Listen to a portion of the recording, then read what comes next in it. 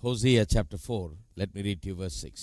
ஓசியாவின் புத்தகம் 4ஆம் அதிகாரத்துக்கு செல்லும் 6ஆம் வசனத்தை வாசிக்கட்டேன். Hosea 4:6. Hosea 4:6. My people are destroyed for lack of knowledge. Because you have rejected knowledge, I will also reject you from being priest for me. Because you have forgotten the law of your God, I will also forget your children. என் ஜனங்கள் அறிவில்லாமையினால் சங்காரமாகிறார்கள். நீ அறிவை வெறுத்தாய், ஆகையால் நீ என் ஆசாரியனாய் இராதபடிக்கு நானும் உன்னை வெறுத்து விடுவேன். நீ உன் தேவனுடைய வேதத்தை மறந்தாய், ஆகையால் நானும் உன் பிள்ளைகளை மறந்து விடுவேன். We just began.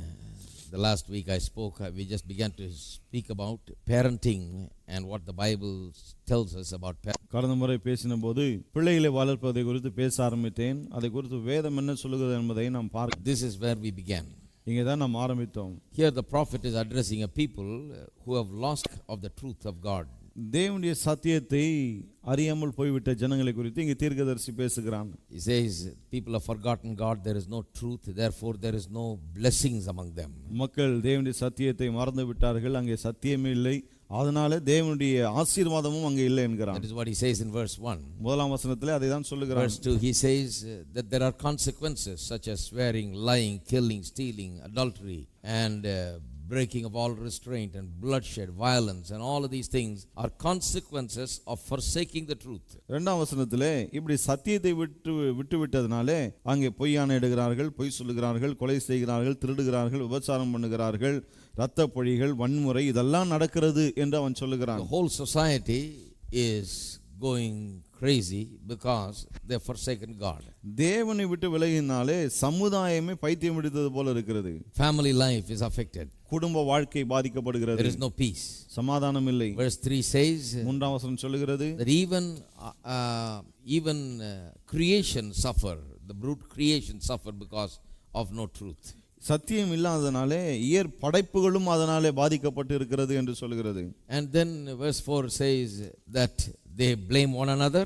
பிறகு நான்காம் வசனம் சொல்கிறது ஒருவரை ஒருவர் குற்றம் சாட்டுகிறார்கள். But the problem has to do with the spiritual leaders. Verse 4 and 5 tells us. 4-5 வசனங்கள் சொல்கிறது பிரச்சனை இந்த ஆவிக்குரிய தலைவர்களிடம் தான் இருக்கு. And then finally it makes the statement in connection with all of these things, my people are destroyed for lack of knowledge. இதெல்லாம் சொல்லிவிட்டு கடைசியில் என்ன சொல்லுகிறார்? என் ஜனங்கள் அறிவில்லாமையினாலே சங்காரமாகிறார்கள். Now if knowledge is there, that means the blessing will come, violence will stop, families will flourish, society will be at peace and so on. அறிவு இருக்கும் என்று சொன்னால் மக்கள் ஆசீர்வதிக்கப்பட்டு இருப்பார்கள், வன்முறைகள் நிற்கும், குடும்பங்கள் கட்டப்படும், சமுதாயம் நன்றாயிருக்கும். For all of that the truth of God's word is needed. இதற்கெல்லாம் தேவனுடைய வசனத்தின் சத்தியம் அவசியம். The lack of knowledge is what destroys a person or a society.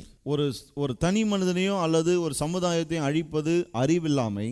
And knowledge comes through God's word. ஆனால் அந்த அறிவு தேவனுடைய வார்த்தையின் மூலமாக வருகிறது. So this is what we've been looking at as we began our studies. ஆகவே நம்முடைய இந்த தொடரை ஆரம்பித்த போது இந்த வசனத்தை தான் பார்த்தோம் நாம். Verse 6 says in the end that even the children are affected. 6ஆம் வசனத்தின் கடைசி பகுதி சொல்கிறது அதனால பிள்ளைகளும் பாதிக்கப்படுகிறார்கள் என்று. So where can we get knowledge so that the society, families can be built up? ஆகவே குடும்பங்கள், சமுதாயங்கள் கட்டப்படும்படியாக இந்த அறிவை நாம் எங்கிருந்து பெறுவது? Where can we get knowledge that will cause us to live the life that God has ordained for us to live? தேவன் நாம் எப்படி வாழ வேண்டும் என்று ஏற்படுத்தி இருக்கிறாரோ அப்படி வாழ்வதற்கு அதுக்கேற்ற அறிவு நமக்கு எங்கிருந்து உண்டாகிறது? Well, the knowledge has to come from the word. The word is truth. அந்த அறிவு வார்த்தையிலிருந்து வர வேண்டும். ஏனென்றால் இந்த வார்த்தை தான் சத்தியம். So we have to teach the word. ஆகவே தான் நாம் வசனத்தை போதிக்க வேண்டும். But there is a step before that. ஆனா அதுக்கு முன்னால ஒரு காரியம் இருக்கிறது. Before we teach the word and knowledge comes. வசனத்தை போதித்து அதன் மூலமா அறிவு உண்டாவதற்கு முன்னாலே there is one step before that, and which is what I have been trying to describe to you. அதுக்கு முன்னால ஒரு படி இருக்கிறது. அதை தான் உங்களுக்கு நான் சொல்ல முயற்சிக்கிறேன். Chapter 1 of Proverbs. நீதிமொழிகள் 1ஆம் அதிகாரம் verse 1. முதலாம் வசனம். The fear of the Lord is the beginning of knowledge. கர்த்தருக்கு பயப்படுதலே ஞானத்தின் ஆரம்பம். So lack of knowledge is the reason why society is destroyed, families are destroyed. ஆகவே அறிவில்லாமையினால தான் குடும்பங்களும் சமுதாயங்களும் அழிந்து போகிறது.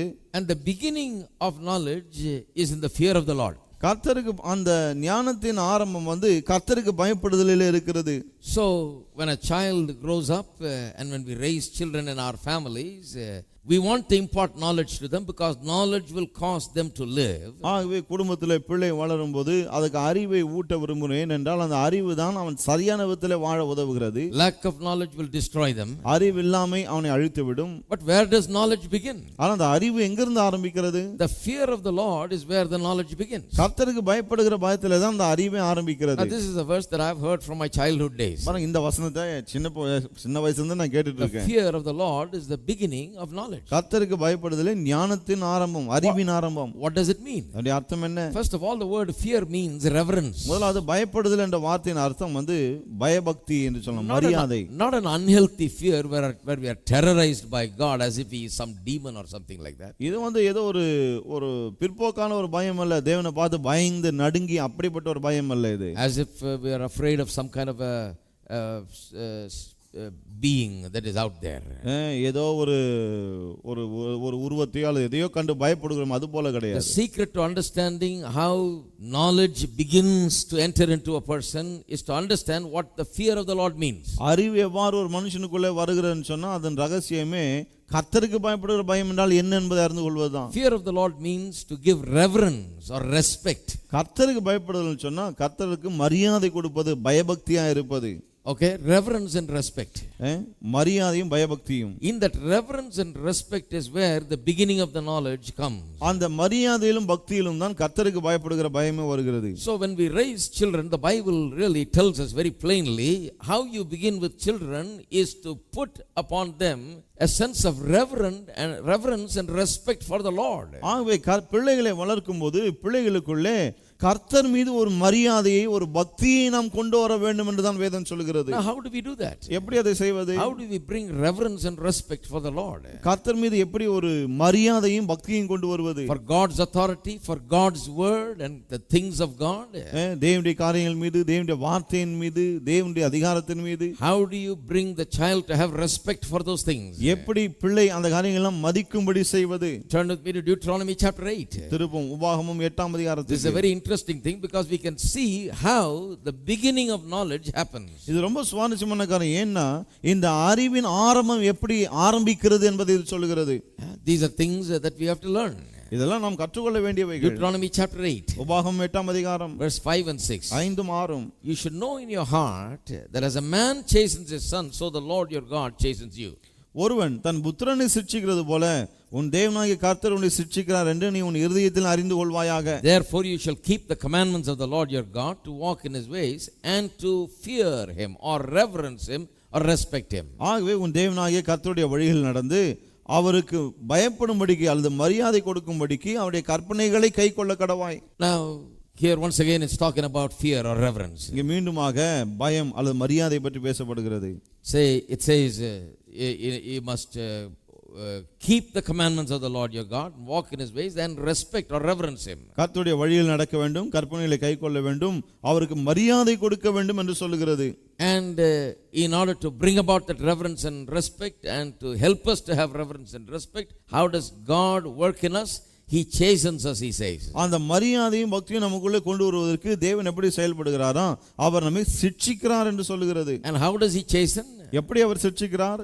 As a man chastens his son, your God chastens you. ஒருவன் தன் மகனை புத்திரனை சிட்சிக்கிறது போல கர்த்தர் உன்னை சிட்சிக்கிறார். So everything that is happening in this world has a divine pattern. ஆகவே இந்த உலகத்தில் நடக்கிற எல்லாமே ஒரு தெய்வீக மாதிரியின்படி நடக்கிறது. Even when a father or a parent chastens the children, he is chastening just like God does his children. பெற்றோர் தன்னுடைய பிள்ளைகளை அல்லது தகப்பன் தன் பிள்ளையை சிட்சிக்கும் போது கூட தேவன் எப்படி சிட்சிக்கிறாரோ அது போல தான் அவனும் சிட்சிக்கிறான். So God is a God who is interested in leading us into reverence and respect for him. He wants us to learn reverence and respect so that the blessings of the Lord may come upon us. ஆகவே கர்த்தர் நம்மை இந்த மரியாதையிலும் பக்தியிலும் நடத்த விரும்புகிறார். ஏன்? அப்போதான் கர்த்தருடைய ஆசீர்வாதம் நம்மேல் வர முடியும். Now after verse 6 you read that. 6ஆம் வசனத்துக்கு பிறகு என்ன வாசிக்கிறோம்? For the Lord your God is bringing you into a good land, a land of brooks and of water, fountains and springs that flows out of valleys and hills, a land of wheat and barley, of vines and fig trees and pomegranates, and a land of olive oil and honey. உன் தேவனாகிய கர்த்தர் உன்னை நல்ல தேசத்தில் பிரவேசிக்க பண்ணுகிறார். அது பள்ளத்தாக்குகளிலும் மலைகளிலும் இருந்து புறப்படுகிற ஆறுகளும் ஊற்றுகளும் ஏரிகளும் உள்ள தேசம். அது கோதுமையும் வார்கோதுமையும் திராட்சை செடிகளும் அத்திமரங்களும் மாதளம் செடிகளும் உள்ள தேசம். அது ஒலிவ மரங்களும் எண்ணெயும் தேனும் உள்ள தேசம். A land in which you will eat bread without scarcity, in which you will lack nothing, and a land whose stones are iron, and out of whose hills you can dig copper. அது தாழ்ச்சி இல்லாமல் அப்பம் புசிக்கத்தக்கதும் ஒன்றும் உனக்கு குறைவுபடாததுமான தேசம். அது கல்லுகள் இரும்பா இருக்கிறதும் செம்பு வெட்டி எடுக்கத்தக்க மலைகளும் உள்ளதுமான தேசம். So God is interested in leading his children into the land of milk and honey and abundance and plenty and blessings. ஆகவே தம்முடைய பிள்ளைகளை பாலும் தேனும் ஏராளம் தாராளமான இப்படிப்பட்ட ஆசீர்வாதத்துக்குள்ளே நடத்தி செல்வதுதான் தேவன் விரும்புகிறார். Without knowledge it cannot happen. ஆனால் அறிவில்லாமல் அதெல்லாம் நடக்க முடியாது. Lack of knowledge destroys people because they lose track of the truth and go away from God and invite upon themselves and heap upon themselves all kinds of evil.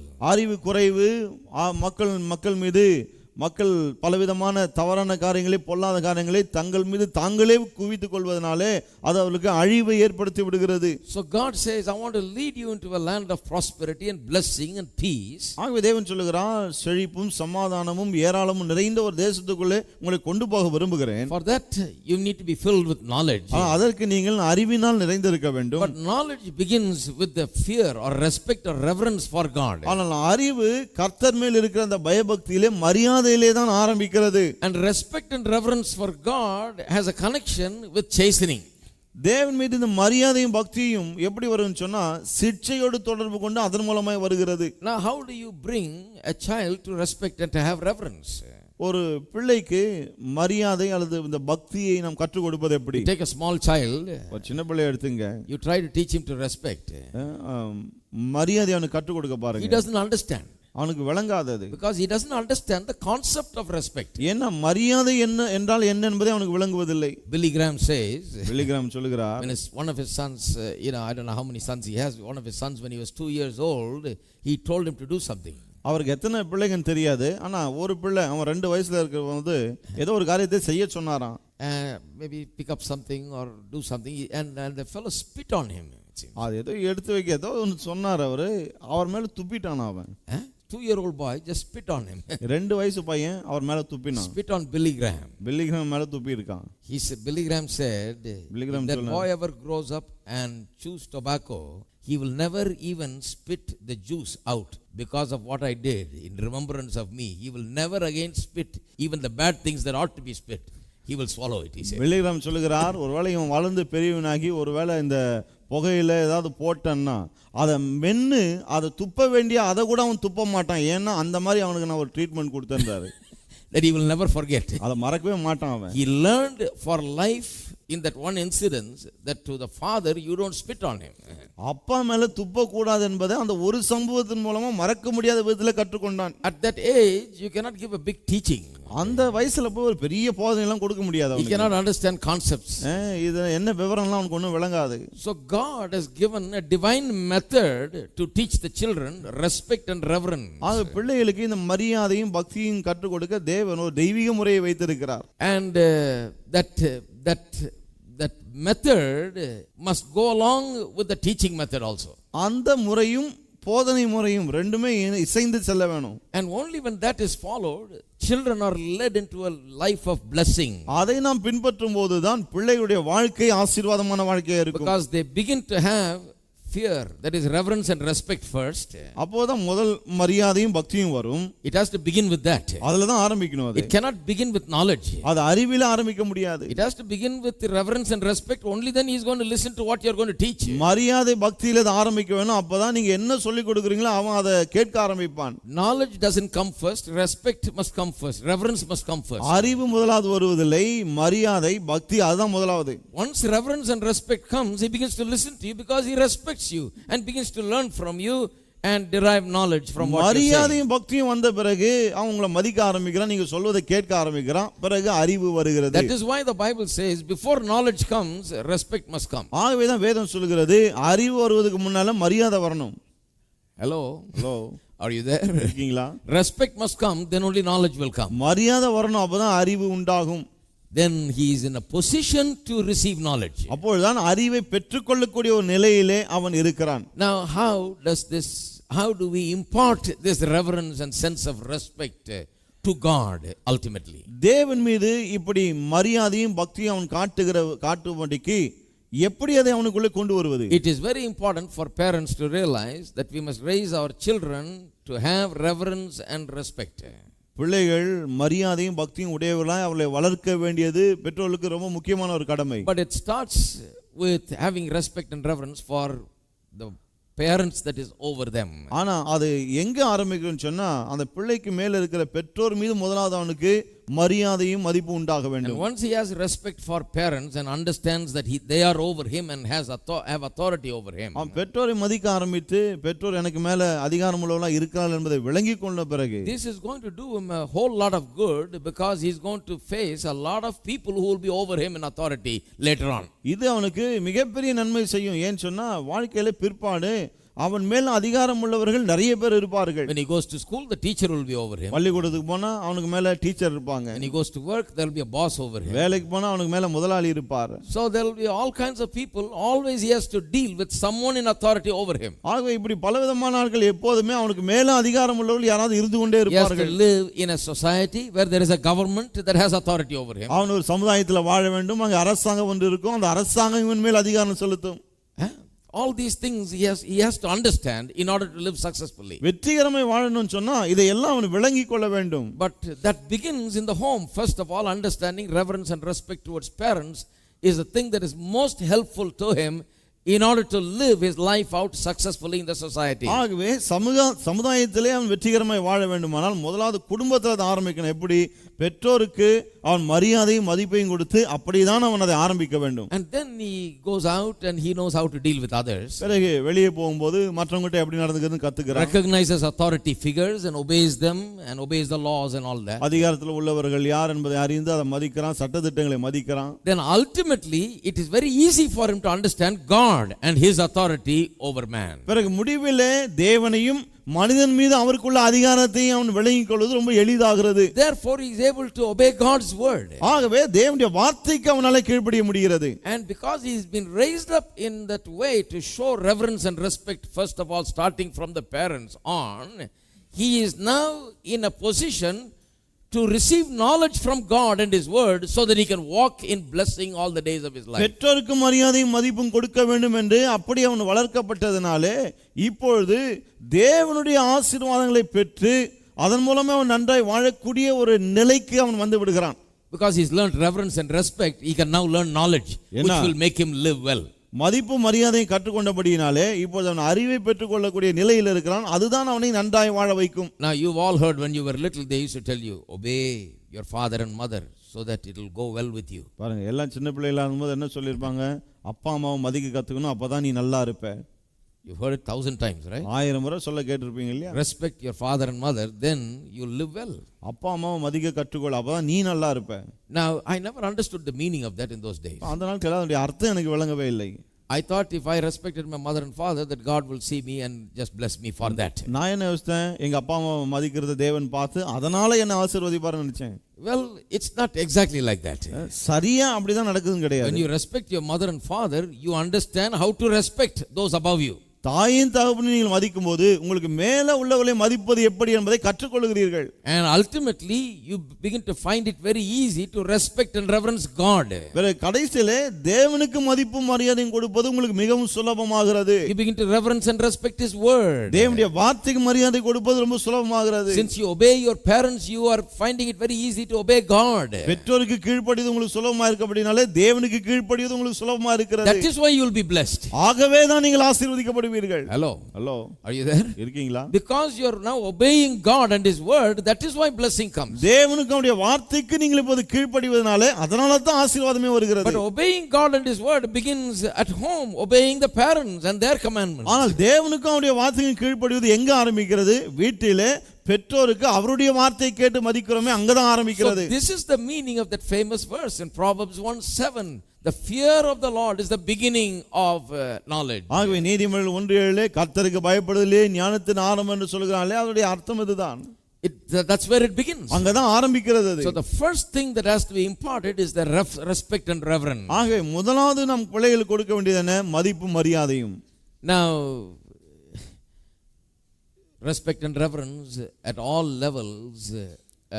We experience authority at all levels in this world. இந்த உலகத்திலே நமக்கு மேலே உள்ள அதிகாரம் படைத்தவர்களை நாம் எல்லா விதத்திலும் எல்லா ரீதியிலும் பார்க்கிறோம். Authority structure is there in all levels. அதிகார வரம்பு என்பது எல்லா ரீதியிலும் இருக்கிறது. In church it is there. சபையில இருக்கிறது. In the home it is there. வீட்டில் இருக்கிறது. In the country it is there. தேசத்தில் இருக்கிறது. The country there is the prime minister, ministers and officials and so on. தேசத்திலே பிரதம மந்திரி மற்ற மந்திரிகள் அதிகாரிகள் இப்படி எல்லாம் இருக்காங்க. In the home வீட்டிலே the father is like the prime minister. அப்பா தான் பிரதம மந்திரி மாதிரி. And the mother is like another home minister. Home minister. Some kind of minister. அம்மா ஒரு மந்திரி, ஏதோ ஒரு மந்திரி. Sometimes more powerful than the other minister.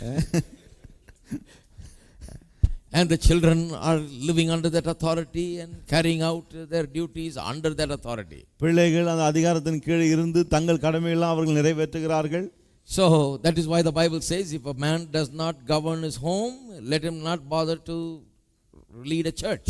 ஆகவே வேதம் சொல்லுது, ஒரு நாளே தன் சொந்த குடும்பத்தை ஒழுங்கா நடத்த முடியலன்னு சொன்னா அவன் சபையை நடத்த முயற்சி எடுக்க வேண்டாம். Because these are all related. என்ன இதெல்லாம் ஒன்னோடு ஒன்று சம்பந்தப்பட்டது.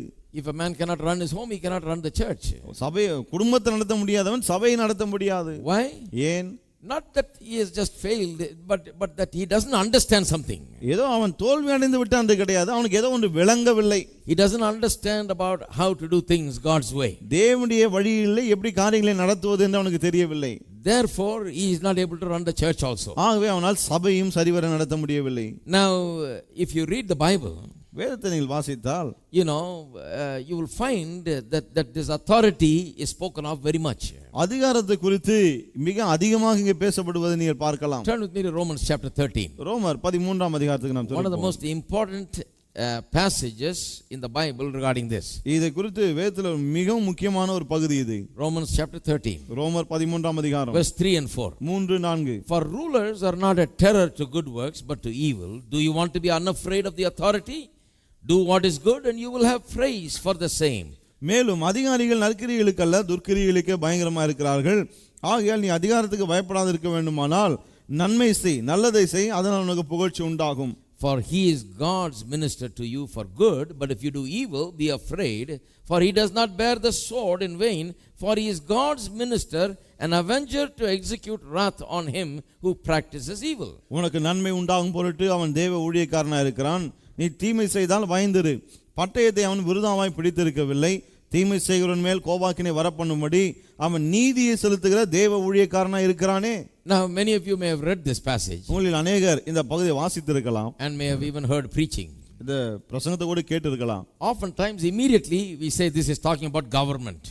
நம்ம உடனடியாக வாசித்து என்ன சொல்றோம், இது அரசாங்கத்தை பற்றி பேசுது அப்படின்னு. In my Bible, for example, there is a subtitle dividing the chapter into so many passages, and then there is a subtitle. என்னுடைய வேதாகமத்திலே ஒவ்வொரு பகுதியாக பிரிக்கப்பட்டு ஒவ்வொன்றுக்கும் ஒரு தலைப்பு கொடுக்கப்பட்டிருக்கிறது. So before verse 1, the subtitle before chapter 13, it says submit to government. ஆகவே 13ஆம் அதிகாரத்துல முதலாம் வசனத்துக்கு மேல என்ன போட்டிருக்கு, அரசாங்கத்துக்கு கீழ்ப்படிதல் அப்படின்னு. So immediately we think it's the government of our country.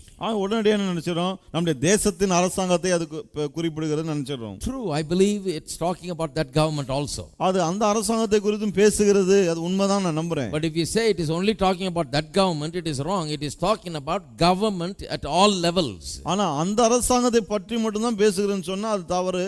இது எல்லா ரீதியிலும் ஆளுகை அரசாங்கத்தை குறித்து பேசுகிறது. The home is like a government.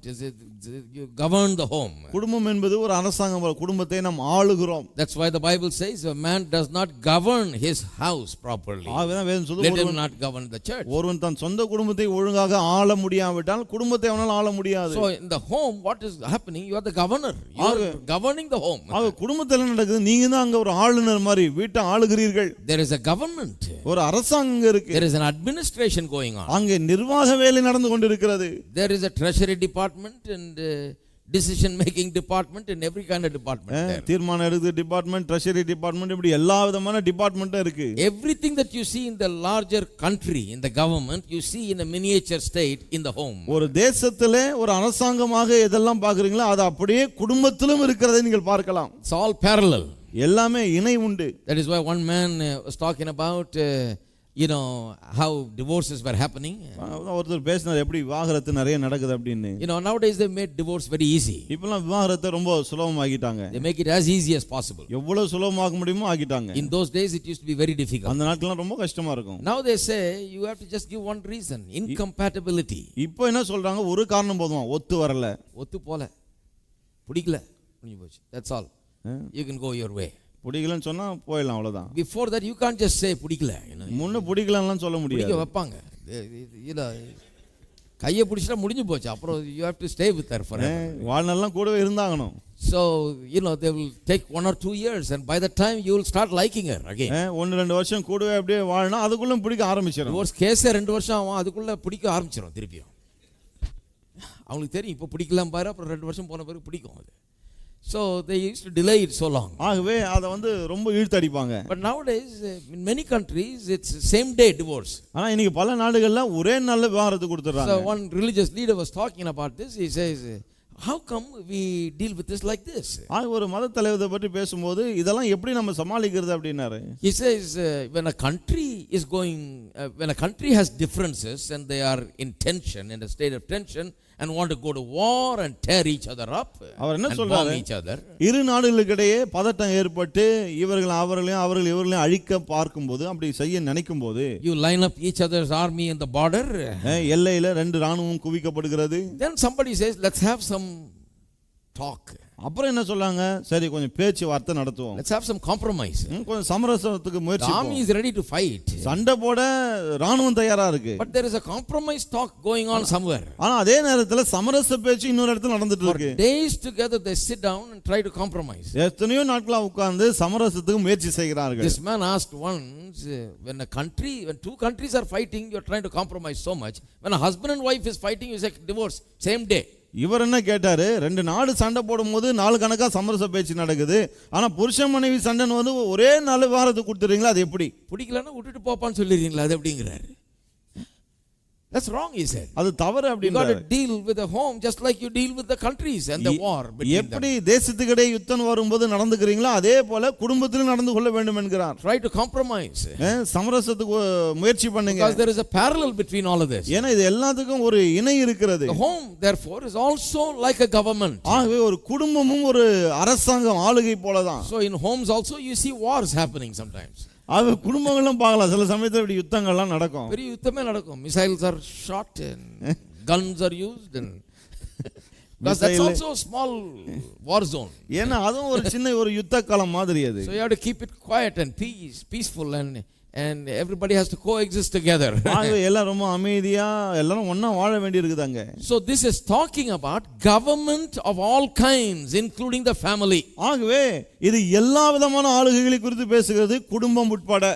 Government in general, not just national government or countries in that sense. அதாவது ஒரு நாட்டின் அரசாங்கத்தையும் ஆளுகை குறித்து அந்த விதத்துல குறிப்பிட்டு அது பேசவில்லை. But it's talking about government in general. பொதுவாக ஆளுகை குறித்து பேசுகிறது. Now there is another translation, a very interesting translation called Weiss translation. Weiss translation மொழிபெயர்ப்பு என்று இன்னொரு சுவாரஸ்யமான மொழிபெயர்ப்பு இருக்கு. Translate பண்ணவருடைய பேர் வே. அத மொழிபெயர்த்தவருடைய பெயர் வே. Okay, so Weiss translation says this. ஆகவே Weiss மொழிபெயர்ப்பு இப்படி சொல்லுகிறது. Let me read it to you. அத வாசிக்கிறேன் பாருங்க. In chapter 13, let me read to you from verse 1 and it's very clear. 13:1 ல இருந்து வாசிக்கிறேன், ரொம்ப தெளிவா இருக்கு. No authority exists save by God's sanction, such as do exist have been appointed by God.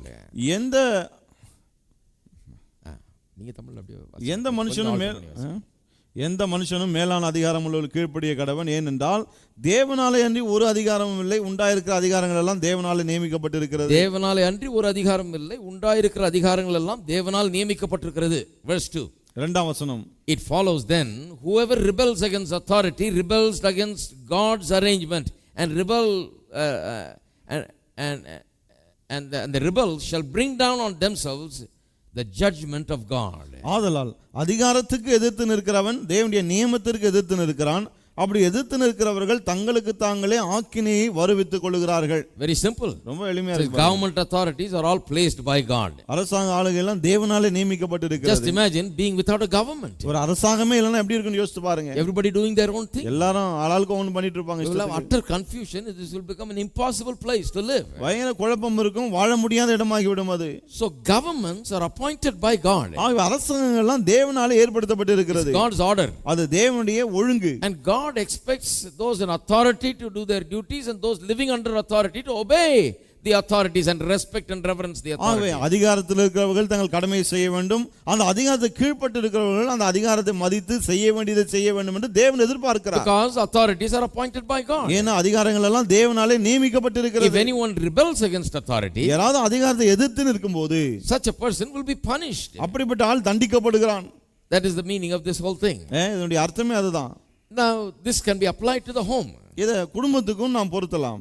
Now anytime a child rebels against the authority of the parents, எப்போதெல்லாம் பெற்றோருடைய அதிகாரத்தை எதிர்த்து ஒரு பிள்ளை நிற்கிறதோ, he is not just rebelling against parents. அவன் வெறும் பெற்றோருக்கு எதிர்த்து நிற்கவில்லை, He is rebelling against the authority that God has placed over him.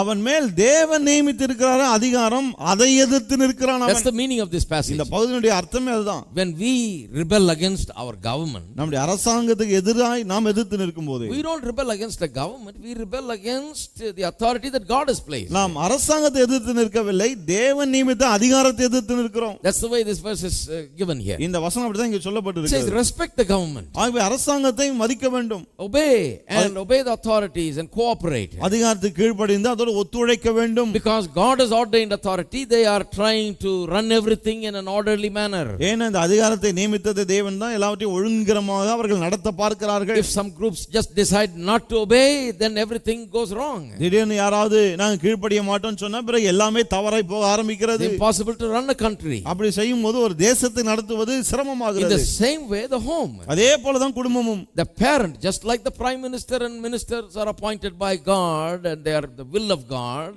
for any country. எப்படி ஒரு தேசத்துக்கு பிரதம மந்திரி மற்ற மந்திரிகள் எல்லாம் இருப்பது தேவனுடைய சித்தமோ தேவனுடைய நியமமோ, In the same way, the parents are authorities ordained by God. அதே போல பெற்றோர்களும் தேவனால் நியமிக்கப்பட்ட அதிகாரங்கள். Just as when you rebel against the government, you rebel against God. When you rebel against the government of your home, your father and mother, you are rebelling against God. எப்படி அரசாங்கத்துக்கு எதிர்த்து நிற்கும் போது தேவனுக்கு எதிர்த்து நிற்கிறோம், அதே போல தேவனால் ஏற்படுத்தப்பட்ட அதிகாரமாகிய பெற்றோர்களுக்கு எதிர்த்து நிற்கும்போது தேவனுக்கு எதிர்த்து நிற்கிறீர்கள். Now we are coming to understand this in the light of the family.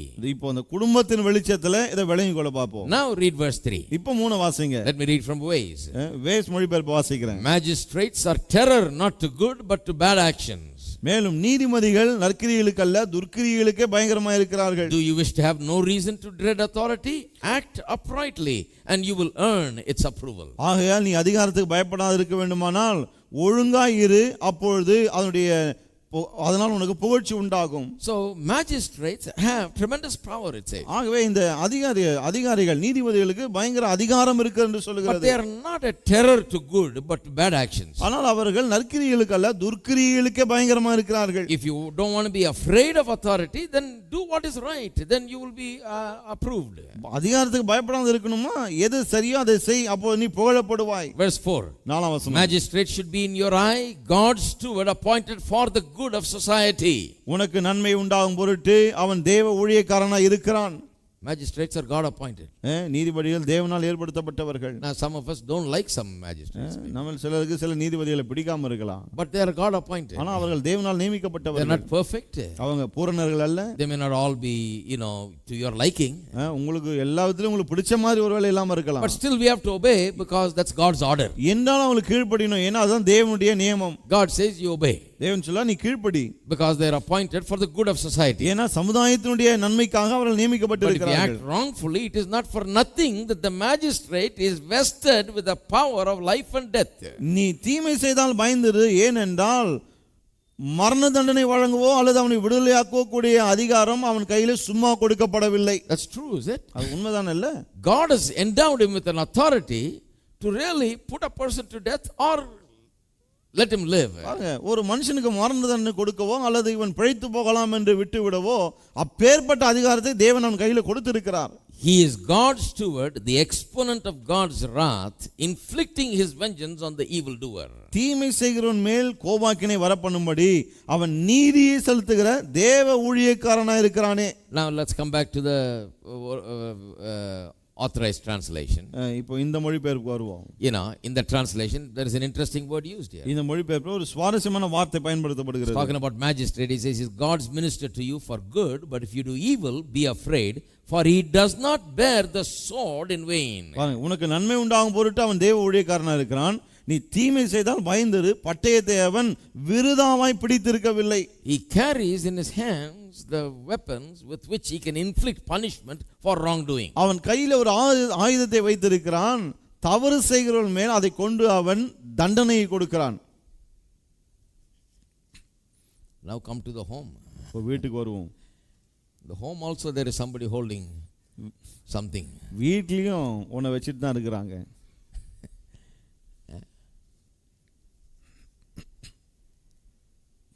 Why? ஏன்? Because punishment for wrongdoing is important, because without that you lose track of truth. தவறு செய்யும் போது தண்டனை கொடுப்பது முக்கியம். அப்படி இல்லைன்னு சொன்னா உண்மை என்ன சத்தியம் என்னன்னு விளங்காம போயிடும். Now I remember one time I was preaching in Germany. ஞாபகம் இருக்கு, ஒரு முறை ஜெர்மனியில பிரசங்கித்து கொண்டிருந்தேன். And I realized all of a sudden it's very difficult to preach in that place. அப்பதான் திடீர்னு உணர்ந்தேன், அந்த இடத்துல பிரசங்கம் பண்ணது ரொம்ப சிரமமா இருந்தது. I was preaching about the cross and all of these things, and how God put Jesus on the cross and punished him for our sins. எப்படி தேவன் இயேசுவை சிலுவையில அறைந்து பாவங்கள் நம்முடைய பாவங்களுக்காக அவரை தண்டித்தார் அப்படிலாம் பேசிட்டு இருந்தேன். And all the Germans looked at me like, my God, you know, did God punish Jesus? அந்த ஜெர்மன் ஆட்கள் என்ன ஒரு மாதிரி பார்த்தாங்க, தேவனா இயேசுவை தண்டித்தார் அப்படின்னு. நாங்களே எங்கள் பிள்ளைங்களை தண்டிக்கிறது இல்லை, அவர் தண்டிக்கலாமா? இல்லை கெட்ட ஆண்டவராக இருப்பார் போல. Is very bad God. மோசமான ஆண்டவர் போல அவர். Is that the way to punish a son? தம் மகனை இப்படியா தண்டிக்கிறது? Sin must be forgiven. பாவம் செஞ்சா மன்னிக்கப்படணும் இல்லையா? Should not punish like this. இப்படியெல்லாம் தண்டிக்க கூடாது. This is not necessary. இதெல்லாம் அவசியமே கிடையாது. Sin is nothing. பாவம்லாம் ஒண்ணுமே கிடையாது. Easily we can forgive, we can let go. சுலபமா மன்னிச்சு விட்டுடலாமே. So that is why in European countries it has become now very difficult to preach the gospel, because they do not understand what sin is and what punishment is. பாவம்னா என்ன, தண்டனைனா என்ன, இதெல்லாம் இந்த ஐரோப்பியர்களுக்கு விளங்காதனால அங்க சுவிசேஷத்தை அறிவிக்கிறது ரொம்ப கஷ்டமா இருக்கு. Now if you start talking about sin, they say, what is sin? There is no such thing as sin. பாவத்தை பற்றி பேச ஆரம்பிச்சால பாவமா அது என்ன அப்படிலாம் ஒண்ணுமே இல்லையான்றாங்க. And if you start talking about punishment, they have no place for punishment because there is no sin. தண்டனை பற்றி பேசினா அங்க தண்டனைக்கு இடம் இல்லை, ஏன்னா பாவமே கிடையாதுங்க. So in their society, if a man stole something, அங்க யாராவது ஒன்னு திருடிட்டான்னு வச்சுங்க, now they don't call it a sin. அது ஒரு பாவம்னு அழைக்கிறது கிடையாது அவங்க. And he is not going to jail for some sin. ஏதோ பாவம் செஞ்சுட்டு அவன் ஜெயிலுக்கு போறது இல்ல. Because in the jail they have TV, they have billiard tables, and they have air conditioning, they have social clubs and get-togethers and all kinds of nice things. என்ன ஜெயில்ல TV என்ன, ஏசி என்ன, சோஷியல் கிளப் என்ன, எல்லாம் நல்ல நல்ல விஷயம் அங்க இருக்குது.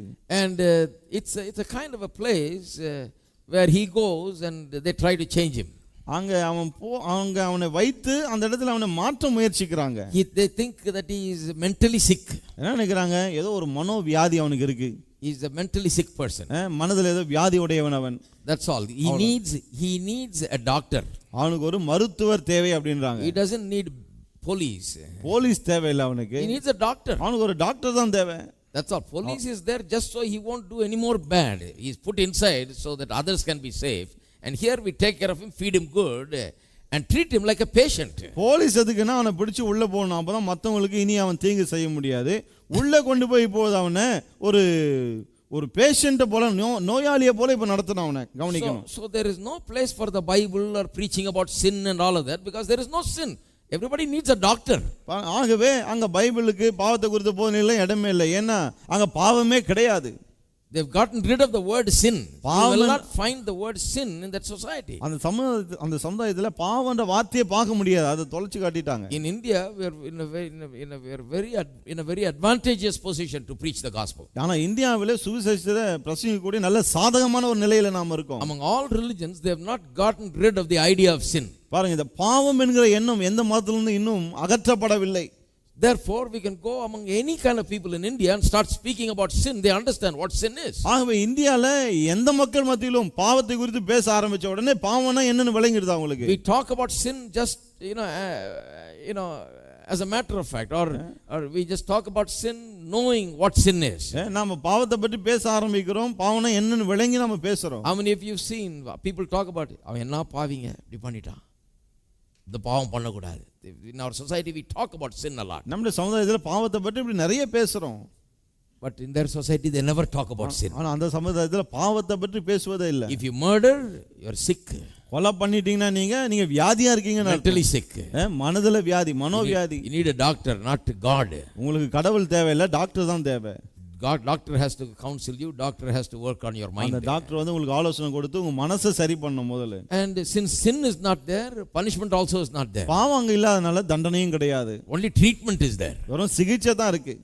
Hello. Total idea has changed. அங்க ஐடியாவே முற்றிலும் மாறி இருக்கு. That is why society is messed up. ஆகவே தான் அந்த சமுதாயம் அவ்வளவு குழப்பத்துல இருக்கு. That is why there is so much of drugs and alcoholism and addiction and all of these things. ஆகவே தான் போதை மருந்து, குடிப்பழக்கம் என்று இப்படி பலவிதமான பழக்கங்களுக்கு அடிமைப்பட்டிருக்காங்க. People are terribly unhappy. மக்கள் சந்தோஷமே இல்லாம இருக்காங்க. Because families are not families. There is no discipline cannot be exercised. There is no right and wrong. There is no punishment. There is no sin.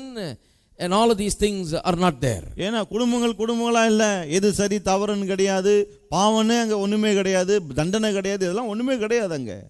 Everybody just do whatever you like. எல்லாரும் அவங்க இஷ்டத்துக்கு அவங்களுக்கு என்ன பிடிக்குதோ செஞ்சுட்டு போறாங்க. That is totally alien to the Bible. ஆனா அது வேதத்துக்கு முற்றிலும் முரணா இருக்கிறது. But if you talk about the Bible, they say that's an old book, that's why it's talking like that. ஆனா பைபிளை பத்தி பேசுங்க, அது ரொம்ப பழமையான புத்தகம், ஆகவே தான் அது அப்படி பேசுதுன்றாங்க. No, this is very up to date, my friend. கிடையாது, இது இன்றைக்கேற்ற புத்தகம். If Bible principles are applied to the homes will be a lot better. வேதத்தின் கோட்பாடுகளை குடும்பத்துக்கு பயன்படுத்தினால் குடும்பங்கள் எவ்வளவு நல்லா இருக்கும்.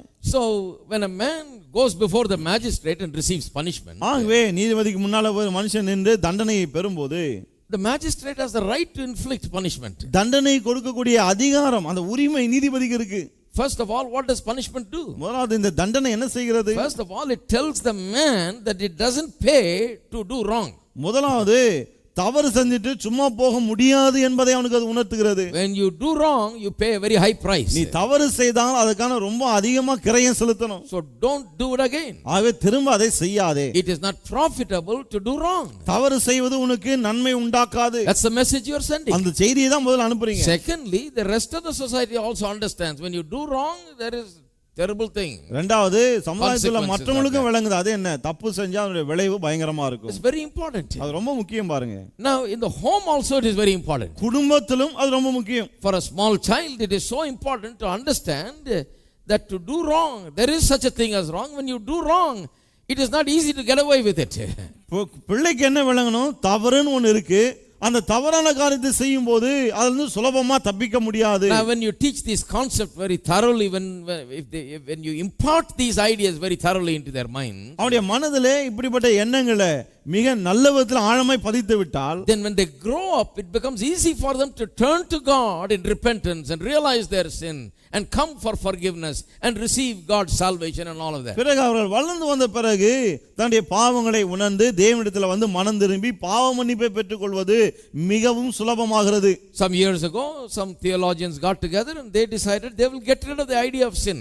சில வருஷங்களுக்கு முன்னாடி சில இறையியல்வாதிகள் கூடி சேர்ந்து இந்த பாவம் என்கிற எண்ணமே இருக்க கூடாது தீர்மானித்தார்கள். This old religion is full of they are saying that we have sinned, we need salvation. இது பழமையான மதம், பாவம் செஞ்சிட்டு ஆகவே ரட்சிப்பு தேவனெல்லாம் போதிக்கிறது. That's why Jesus died on the cross. ஆகவே தான் இயேசு சிலுவையில மரித்தார். No, Jesus only died as an example, not to save us. இயேசு வந்து நம்ம ரட்சிக்க சாகல, அவர் ஒரு முன் உதாரணமாய் மரித்தார்.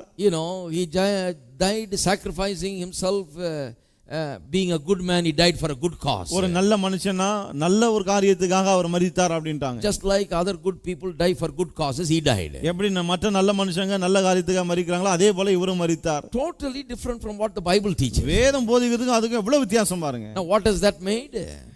What has that brought about? அதனால என்ன ஆயிற்று? It has emptied those churches. அந்த சபையில எல்லாம் ஆளே இல்லாமல் போய் விட்டது. There is no life, there is only death in those churches. அங்க ஜீவன் கிடையாது, அந்த சபையில வெறும் மரணம் தான். Those seminaries have become cemeteries. அந்த செமினரி எல்லாம் கல்லறைகளாய் மாறி விட்டது. Those who got the degrees and come out and preach have nothing to say to the people. அங்க டிகிரி வாங்கி வெளியே வந்து பிரசங்கித்த மக்கள், பிரசங்கித்த ஆட்கள் மக்களுக்கு கொடுக்க ஒன்றும் இல்லாமல் போய் விட்டார்கள். Because they have rejected truth. ஏனால் சத்தியத்தை நிராகரித்து விட்டார்கள். And in the end what happens? Families are affected.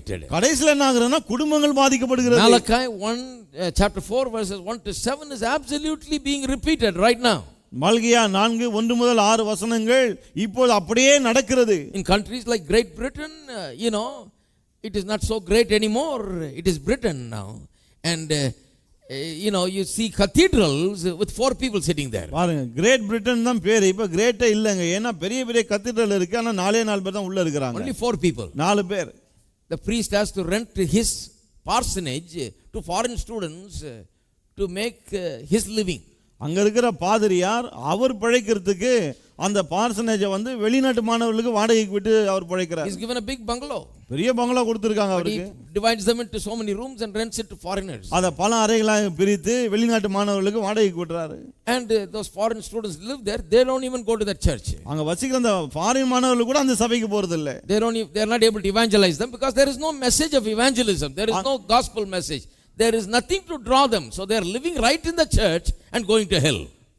சுவிசேஷத்தை அவங்களுக்கும் சொல்ல முடியல. ஏன்னா சுவிசேஷம் பண்ணிலாம் அவங்களுக்கு ஒண்ணும் கிடையாது. ஆகவே கோயில் வளாகத்திலே இருக்கிறாங்க, அங்க இருந்துட்டே நரகத்துக்கு போயிட்டு இருக்காங்க. Hello. This is what is happening. இதான் நடக்குதுங்க. Because they have rejected the truth of God's word. ஏன்னா தேவனுடைய வசனத்தின் சத்தியத்தை நிராகரித்து விட்டார்கள். It starts like that, then it comes down to the basic unit of society, which is the home. அங்க ஆரம்பித்து கடைசியிலே சமுதாயத்தின் அடிப்படை அமைப்பாகிய குடும்பத்துக்கு அது வருகிறது. So the concept of sin is lost, punishment is lost, and everything is lost. Therefore there is no sense of respect or reverence before God. ஆகவே பாவம் கிடையாது, தண்டனை கிடையாது, ஒண்ணும் கிடையாது. இதன் விளைவு என்ன ஆகிறது? தேவனுக்கு மதிப்பு மரியாதை கொடுப்பது அதுவும் கிடையாது, இல்லாம போயிடுது. Because there is no respect or reverence, they don't listen to God, they don't listen to God's word. There is no knowledge, people are destroyed because of lack of knowledge. தேவன் மீது மரியாதை மதிப்பு இல்லாதனாலே தேவன் சொல்வதை கேட்பது கிடையாது. ஆகவே அறிவு கிடையாது, அறிவு இல்லாதனால வாழ்க்கை அழிந்து போகிறது. That is why we need to listen to God's methods. ஆகவே தான் தேவனுடைய முறைமைகளுக்கு நாம் செவி கொடுக்க வேண்டும். So when a child is growing up, ஆகவே பிள்ளை வளரும்போது it is absolutely important that he understands that there is right and wrong and there is punishment if you do wrong. இதுதான் சரி, இதுதான் தவறு, தவறான காரியத்தை செய்தா நிச்சயமா தண்டனை உண்டு. இதெல்லாம் பிள்ளைக்கு நல்லா விளங்கணும். And it doesn't pay to do wrong. தவறு செஞ்சிட்டு சும்மா தப்பி போக முடியாதுன்னு தெரியும். Doing wrong brings about evil consequences. தவறு செய்தால் அதனாலே மோசமான விளைவுகள் ஏற்படும். Obedience brings rich rewards. ஆனால் கீழ்ப்படிதல் மிகுந்த பலனை கொண்டு வரும். These are things that must be inculcated in the family. இந்த காரியங்கள் எல்லாம் குடும்பத்துக்குள்ளே ஆழமாய் ஒவ்வொரு மனதிலும் பதிக்கப்பட வேண்டும். And the society must follow the same method. சமுதாயம் இதே முறையை தான் பின்பற்ற வேண்டும். Look at verse 5. 5ஆம் வசனத்தை பார்ப்போம். Let me read from Ways. Ways மொழிபெயர்ப்பு வாசிக்கிறேன். Therefore you are all absolutely bound to legal submission, not only through the dread of the wrath, but also through the claims of conscience. ஆகவே நீங்கள் கோபாக்கினி நிமித்தம் மாத்திரமல்ல மனசாட்சி நிமித்தமும் கீழ்ப்படிய வேண்டும். On the same principle you also pay taxes for the magistrates and for the magistrates or administrators under God. இதற்காகவே நீங்கள் வரியை செலுத்துகிறீர்கள். அவர்கள் இந்த வேலையை பார்த்து வருகிற தேவ ஊழியக்காரராய் இருக்கிறார்களே. It is nothing less than his work that they devote themselves and their energies to. It is nothing less than his work that they devote their energies. ஆறாவது வசனம். அவருடைய வேலைக்காக தங்களுடைய வேலனை அவர்கள் அவருடைய வேலைக்காக தங்களுடைய நாட்களை அவர்கள் செலவழிக்கிறார்கள் அல்லது அதுக்காக வேலை செய்கிறார்கள். Verse 7, pay to all men their just dues. ஆகையால் யாவருக்கும் செலுத்த வேண்டிய கடமைகளை செலுத்துங்கள். Taxes to whom taxes are due, custom duties to whom custom is due, respect to whom respect is due, homage to whom homage is due. ஆகையால் யாவருக்கும் எவனுக்கு வரியை செலுத்த வேண்டியதோ அவனுக்கு வரியையும், எவனுக்கு தீர்வை செலுத்த வேண்டியதோ அவனுக்கு தீர்வையும் செலுத்துங்கள். எவனுக்கு பயப்பட வேண்டியதோ அவனுக்கு பயப்படுங்கள். எவனை கனம் பண்ண வேண்டியதோ அவனை கனம் பண்ணுங்கள். The point about respect is very important. பாருங்க, மரியாதை பற்றி பேசுறது ரொம்ப முக்கியம். Not just pay tax, pay respect also. வெறும் வரியை மட்டும் கட்டிட்டு போயிடாதீங்க, மரியாதையும் கொடுங்கள். Without developing the sense of respect and reverence at all levels, society will fail. மரியாதை மதிப்பு என்கிற உணர்வு எல்லாருக்கும் கொடுக்கப்பட வேண்டும் என்று வளர்க்கப்படவில்லை என்றால் அந்த சமுதாயம் அழிந்து போகிறது. So it is very much true in the home, which also is like a government. ஆகவே ஒரு அரசாங்கம் போல இருக்க இந்த குடும்பத்துக்கு இது மிகவும் உண்மையாய் பொருந்தும். So God, who places all authorities, has placed the parents as authorities in the home. ஆகவே எல்லா அதிகாரங்களையும் நியமித்திருக்கிற தேவன் தான் குடும்பத்திலே பெற்றோர் என்னும் அதிகாரத்தையும் ஏற்படுத்தி இருக்கிறார். They must take that authority and use their authority in the correct way. அவர்கள் அந்த அதிகாரத்தை எடுத்து அந்த அதிகாரத்தை சரியான விதத்திலே பயன்படுத்த வேண்டும். And the children must realize that there is authority over them and they must gladly submit to them. பிள்ளைகளும் எனக்கு மேல அதிகாரம் இருக்கிறது, அதுக்கு நான் மகிழ்ச்சியோடு கீழ்ப்படிய வேண்டும் என்பதை உணர்ந்து கொள்ள வேண்டும். And when that happens, அது நடக்கும்போது there is not only order in home, there is blessing in those people's lives because they are in a position now to receive knowledge from God. வீட்டில் ஒழுங்கு இருப்பது மட்டுமல்ல, ஆசீர்வாதம் உண்டாகிறது. ஏன்னா கர்த்தருடைய ஆசீர்வாதங்களை பெற்றுக்கொள்ளுகிற ஒரு நிலையிலே ஸ்தானத்திலே இப்போது அவர்கள் இருக்கிறார்கள். They understand reverence and respect. மரியாதை என்ன, மதிப்புனா என்னன்னு அவங்களுக்கு இப்போ விளங்குது. Therefore they respect God. ஆகவே தேவனை மதிக்கிறார்கள். Therefore they are ready to learn and obey from God. ஆகவே தேவனிடமிருந்து கற்றுக்கொள்ள, தேவனுக்கு கீழ்ப்படிய இப்போ ரெடியா இருக்காங்க. Turn with me to Ephesians chapter 6. எபேசியர் 6 ஆம் அதிகாரத்துக்கு செல்லுங்கள். Verse 1. முதலாம் வசனம். Children, obey your parents in the Lord, for this is right. பிள்ளைகளே, உங்கள் பெற்றாருக்கு கர்த்தருக்கு கீழ்ப்படியுங்கள், இது நியாயம். Now what does he base it on? எதன் அடிப்படையில் இது சொல்லுகிறார்?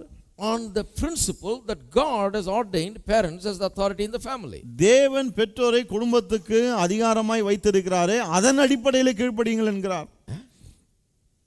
For this is right. Honor your father and mother, which is the first commandment with promise that it may be well with you, that you may live long on the earth. உனக்கு நன்மை உண்டாயிருப்பதற்கும் பூமியிலே உன் வாழ்நாள் நீடித்திருப்பதற்கும் உன் தகப்பனையும் உன் தாயையும் கனம் பண்ணுவாயாக என்பதே வாக்குத்தத்தமுள்ள முதலாம் கற்பனையா இருக்கிறது. And you fathers, do not provoke your children to wrath, but bring them up in the training and admonition of the Lord. பிதாக்களே, நீங்கள் உங்கள் பிள்ளைகளை கோபப்படுத்தாமல் கர்த்தருக்கேற்ற சிட்சையிலும் போதனையிலும் அவர்களை வளர்ப்பீர்களாக. So there are two things told here. One, the children are told to obey. ஆக ரெண்டு காரியங்கள் சொல்லப்படுது. ஒன்னு, பிள்ளைகள் கீழ்ப்படியணும்னு. Because this is right. This is God's principle. This is the way it must be done. ஏனா இதுதான் நியாயம், இப்படிதான் செய்யப்படணும், இதுதான் தேவனுடைய நியமம். Parents are authority. பெற்றோர் அதிகாரம் உள்ளவர்கள். They have the right to punish the child when he is going wrong. And if they fail to punish, they fail in their responsibility to show him what is wrong. பிள்ளை தவறு செய்யும்போது அவனை தண்டிக்கக்கூடிய அதிகாரம் அவங்களுக்கு இருக்கு. தண்டிக்காவிட்டால் அவர்கள் தண்டிக்காதன் மூலமாக அவன் செய்தது தவறு என்பதை அவனுக்கு சுட்டி காண்பிக்க தவறுகிறார்கள். Talked about Billy Graham. Billy Graham பத்தி பேசணும் இல்லையா? When you tell a little boy, give him a little teaching on not spitting. துப்பலாம் கூடாதுப்பா அப்படின்னு சின்ன பையன்கிட்ட போய் பெரிய போதனை கொடுத்தா he is not going to understand. அவனுக்கு அதெல்லாம் விளங்காது. One whack in his back which he will remember for all of his life. பின்னாடி ஒன்று வச்சிங்கன்னா வானலெல்லாம் மறக்கவே மாட்டான். அதை he understands that immediately. அது உடனே விளங்கிடும். After that you add the teaching. அதன் பிறகு தான் போதனையே. The Bible really teaches that. வேதம் அதை போதிக்குது பாருங்க உண்மையா. Because once he gets that, he begins to respect and reverence. ஏன்னா அது கிடைச்ச உடனே மதிப்பு மரியாதை தானா வருது. Because he doesn't have a brain that is developed enough to understand how he must not spit and all that. அப்பா அம்மா மேல துப்பலாம் கூடாதுன்னு அந்த அளவுக்கு யோசிக்கிற அளவுக்கு மூளை வளர்ச்சி இன்னும் இல்லை பிள்ளைக்கு. And if you talk to him also, he won't just listen to you. அத பேசினாலும் அவன் கேட்கவும் மாட்டான். அதை The Bible says that foolishness is bound up in a child. பாருங்க வேதம் சொல்லுது ஒரு பிள்ளைக்குள்ள மதியினம் அப்படியே ஒட்டி இருக்கான். What does it mean? அதோட அர்த்தம் என்ன? As a result of sin coming into this world, பாவம் இந்த உலகத்துக்குள்ள வந்ததன் விளைவாக the sinful nature, the nature to do wrong is tied up with the child's nature. அதாவது இந்த தவறு செய்யக்கூடிய அந்த தன்மை, அந்த சுபாவம் பிள்ளையோட நெஞ்சில அப்படியே ஒட்டின்னு இருக்கு. Innocent little child ஒண்ணும் அறியாத சின்ன குழந்தை தான். But as he grows up, you see that in that nature is tied up, it's bound evil. ஆனா அப்படி வளரும் போது பார்க்கலாம் தீமை அப்படியே அங்க உள்ள ஒட்டி கிடக்கிறத. That is why, for learning English and maths and other subjects, you send him to a good school. ஆகவே தான் இங்கிலீஷ் மேத்ஸ் மற்ற காரியங்களை கற்றுக்கொள்ள நல்ல ஸ்கூலுக்கு அனுப்புறோம். அங்க அனுப்பிச்சாலும் விளங்க மாட்டேங்குது, டியூஷனுக்கு வேற அனுப்புறோம். Then we send him to tuition. அப்புறம் டியூஷனுக்கும் அனுப்புறோம். Still he doesn't get it. அப்பவும் விளங்க மாட்டேங்குது. But sinning, ஆனா பாவம் வரும்போது 100 out of 100 he gets. 100க்கு 100 வாங்கிடுறாங்க. Just naturally it comes. ஏன்னா இயற்கையா தானா வருது அது. Did anybody take tuition for sinning? பாவம் செய்து யாராவது டியூஷன் எடுத்துருக்குமா? யாருக்கா கொஞ்சம் சொல்லித்தாங்க எப்படி பாவம் தானா வரும் அது. It will come automatically. அது தானா வரும் அது. It's by nature. அது It is bound up. Foolishness is bound up in that child. மதியனும் நெஞ்சில அப்படியே ஒட்டிட்டு இருக்கு. It just takes the right opportunities, right environment and the kind of environment for it to come out and express itself. அந்த பாவம் வெளியே வரதுக்கு சரியான சூழ்நிலை ஏற்படும்போது வாய்ப்பு கிடைக்கும்போது அது வெளியே வந்துரும். The right age and the right time and the right opportunity. சரியான வயசுல சரியான நேரத்துல சரியான வாய்ப்பு கிடைக்கும்போது வெளியே வந்துருது. So sin is inside the child. ஆகவே பாவம் பிள்ளைக்குள்ள இருக்கு. And he's going to easily do things that are wrong. அவன் தவறான காரியங்களை ரொம்ப சுலபமா செய்ய போறான் அவன். And immediately you cannot give him a big teaching to understand. உடனடியா அவனுக்கு புரிஞ்சிக்கிற மாதிரி பெரிய போதனை கொடுக்க முடியாது. Therefore, that is why the Bible talks about the rod of correction. ஆகவே தான் இந்த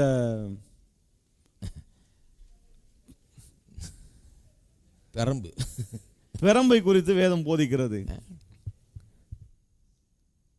சிலருக்கு இந்த பெரம்பு இவங்க கோபத்தில் வச்சு விளாசுறதுக்கு தான் பெரம்பு போட்டு அவனை கண்ணா பின்னான்னு போட்டு அதுக்கு இல்லை பெரம்பு. இவனுக்கு ஒரு சில காரியத்தை தெரியப்படுத்துறதுக்கு நேக்கா எங்கே அடிக்கணுமோ அங்கே அடிக்கணும் கரெக்டாக. அதுக்குன்னு இடம்லாம் கொடுத்து வச்சிருக்காரு கர்த்தர்.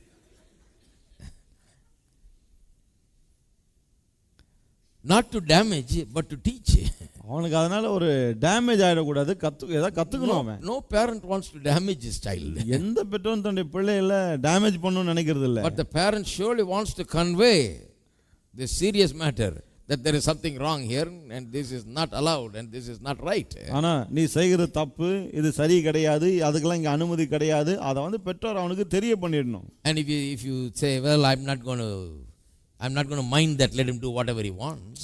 நான் ஒன்றும் கண்டுக்க மாட்டேங்க, என்ன வேணா செய்யட்டும் அப்படின்னு விட்டா, then you are not taking your responsibility, and that is why the Bible says, fathers, do your job. அப்படி செய்யும்போது நீங்க பொறுப்பை நீங்க தட்டி கழிக்கிறீங்க. ஆகவே தான் சொல்லுது, பெற்றோரே உங்க வேலையை நீங்க செய்யுங்க. Train him in the admonition of the training, bring them up in the training and admonition of the Lord. கர்த்தருக்கேற்ற சிட்சையிலும் போதனையிலும் அவர்களை வளர்ப்பீர்களாக. How many of you know that it's a work?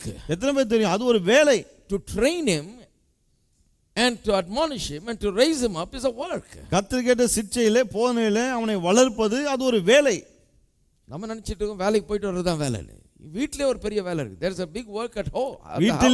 வீட்டிலே ஒரு பெரிய வேலை இருக்கு. You got to see what he is doing. You got to be ready to teach him and tell him and show him and convey to him and make sure that he understands what is right and what is wrong and what is allowed and what is not allowed. எது சரி எது தவறு, எதை செய்யலாம் எதை செய்யக்கூடாது, எதற்கு அனுமதி உண்டு அனுமதி இல்லை, இதெல்லாம் நீங்க தான் அவனுக்கு கற்றுக் கொடுக்க வேணும், போதிக்க வேணும்.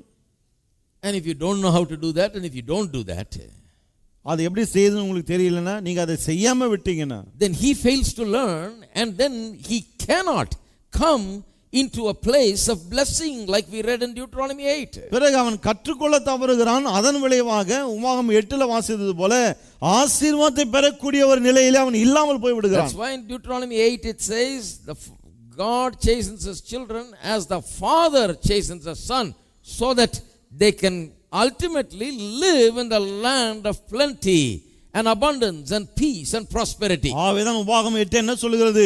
தகப்பன் பிள்ளையை சிட்சிக்கிறது போல தேவன் தம்முடைய பிள்ளைகளை சிட்சிக்கிறார். ஏன்?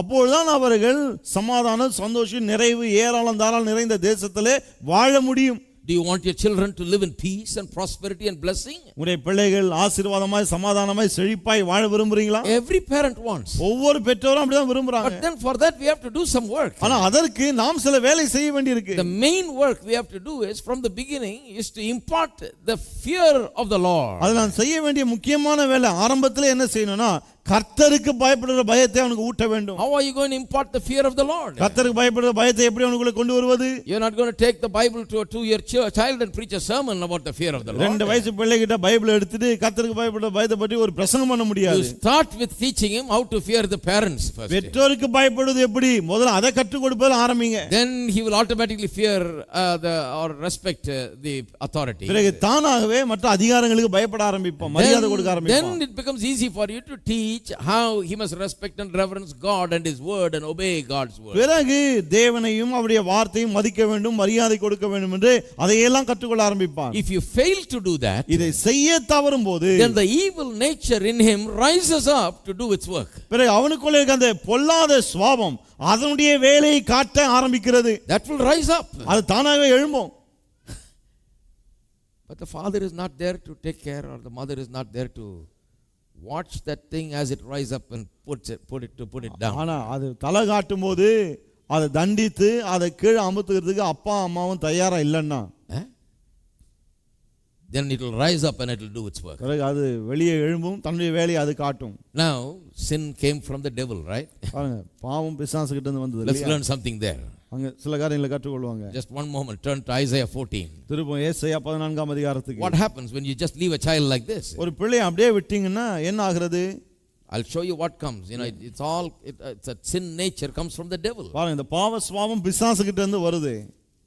And you see what the devil's nature is. பிசாசுடைய சுபாவ தன்மை என்ன இங்க பார்க்கலாம். Isaiah 14:12. ஏசாயா 14:12. How you are fallen from heaven, O Lucifer, son of morning.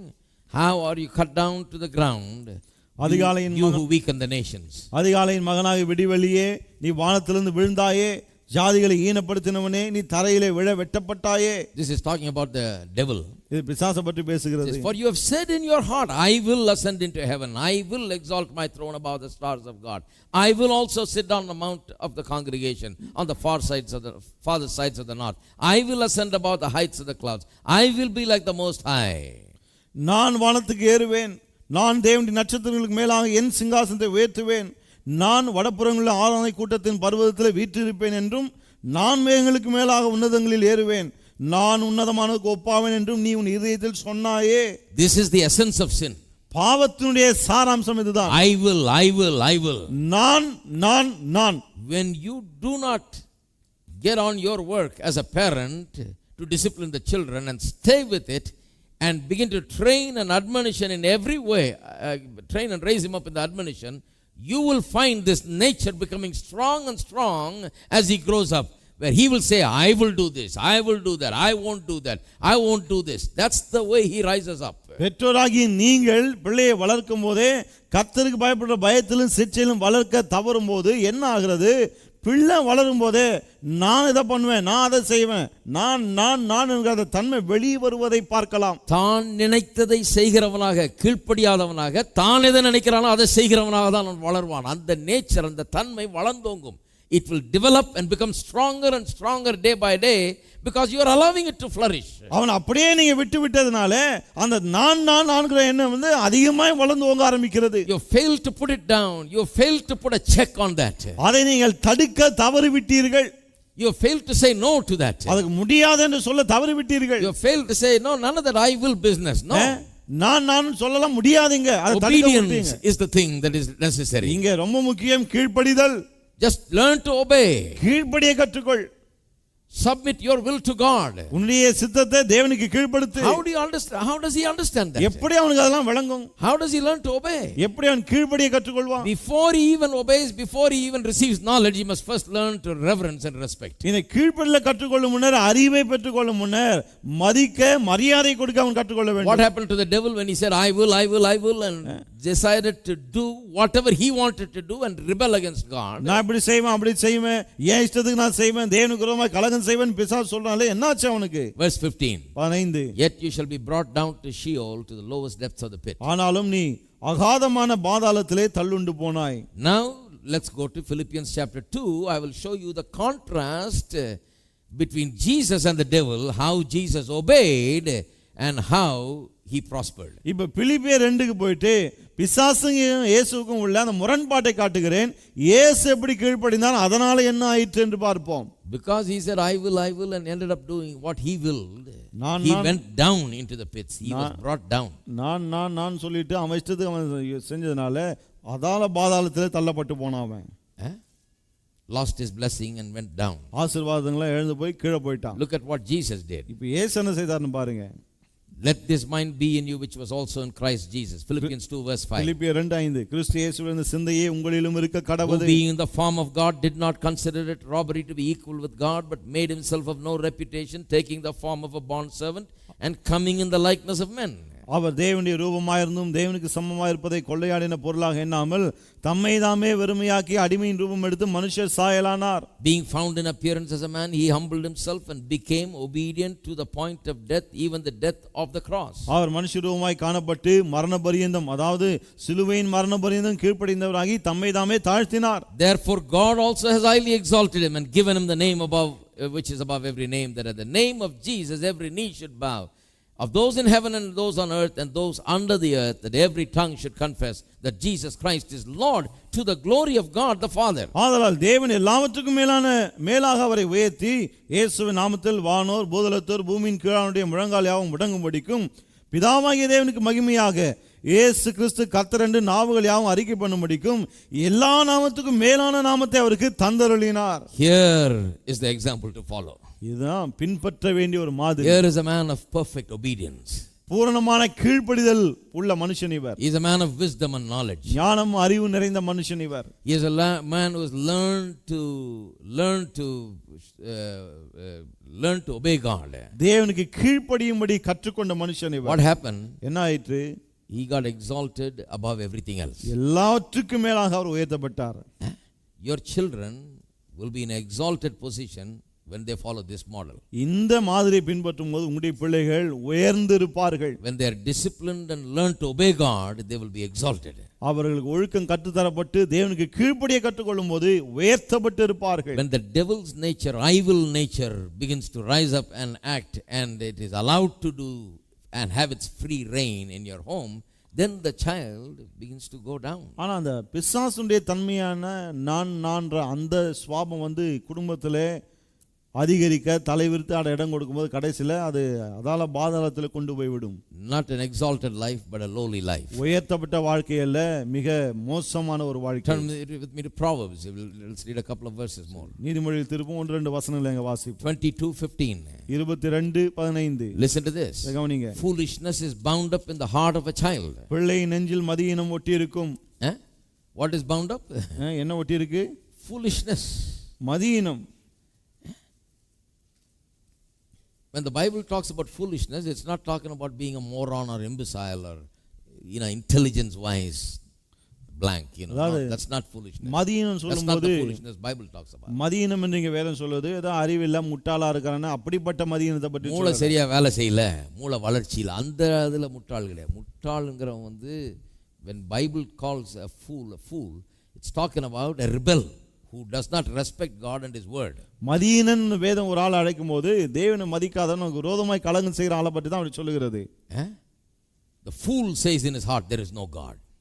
தேவன் இல்லை என்று மதிகேடன் தன் இதயத்தில் சொல்லிக் கொள்கிறான். Why he is a fool? Because he is rebelling against God. He says no to God. ஏன் அவன் மதிகேடன்? ஏன்னா தேவனுக்கு விரோதமாக எழும்புகிறான், தேவனே இல்லைன்றான் அவன். Now foolishness, this rebellious nature that is bound up in the heart of a child. ஆகவே இந்த மதியினம் என்பது எதிர்த்து நிற்கிற அந்த சுபாவம் பிள்ளையினுடைய நெஞ்சில இருக்கு. Devil's nature has become now part of human nature. When a person is born, that nature just comes along and binds itself to that. பிசாசுடைய சுபாவம் மனுஷனுக்குள்ள இருக்கு. அவன் பிறக்கும் போதே அவன் கூடவே அந்த சுபாவம் அவனோட ஒட்டி வருகிறது.